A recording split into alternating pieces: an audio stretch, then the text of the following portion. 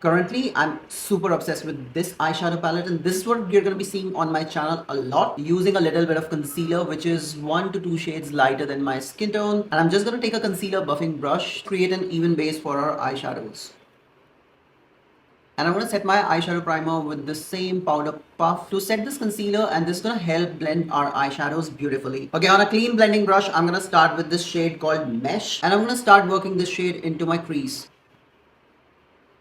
This is going to be my transition shade, so I'm going to bring this eyeshadow a little bit towards the front of my brow, and also this is going to give me a real estate to work with our eyeshadows. The next shade I'm going to take is Tender, and I'm going to take it on a pencil brush and start deepening this crease.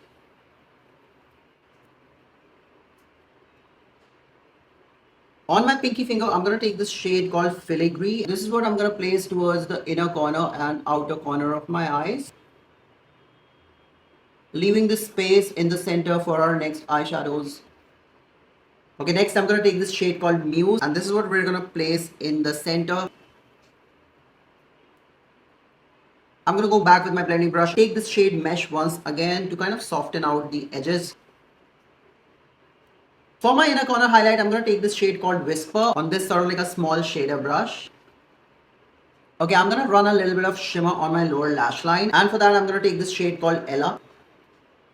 Okay, so to intensify my crease and outer V, I'm going to take this shade called Silhouette on a pencil brush, just keeping it towards the outer third of the eye.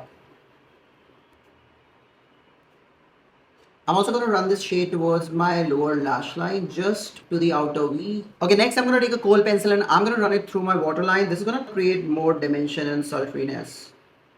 And I'm going to avoid the center because it's going to give this spotlight effect. I'm going to blend these harsh edges as a final finish to my eyeshadow.